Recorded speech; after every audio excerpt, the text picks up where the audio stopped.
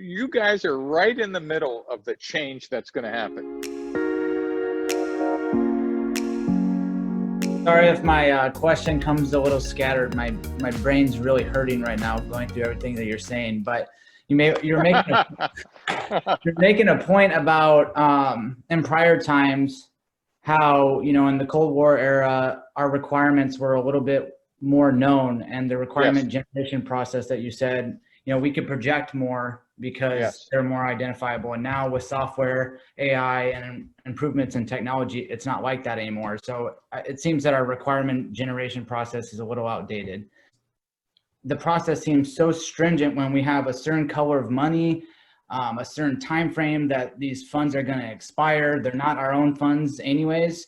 So how do we adopt that, I guess, very flexible, adaptive requirements generation process in the same context of having funds that are very, appropriate? Like, hey, you have X amount of dollars, don't spend over it. I'm just kind of having a hard time connecting those two. No. It's exactly the cognitive dissonance that all of DoD is having right now.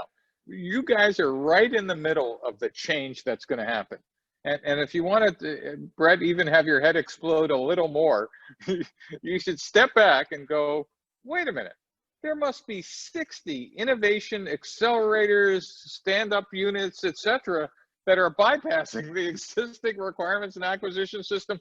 That's a symptom of a broken process that other people have realized that hasn't yet been fixed by Congress. I'll give you an example. The JAIC, you all familiar with the JAIC, Joint Artificial Intelligence Center, which is basically how do we AI enable different services by, inserting this kind of tech to get ahead of our adversaries.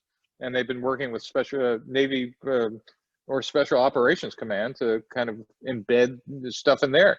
They bypass everything, but what they did, and much like the Rapid Equipping Force, what Pete Newell did, they embedded acquisition requirements and contracting folks in their group, so they weren't getting completely out of sync, but they were basically using them to go, no, here's what we need to do.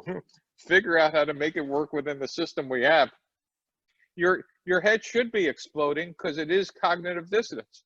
We've realized and we've stood up standalone organizations that are breaking the system on purpose because the system doesn't work. That's my take on it.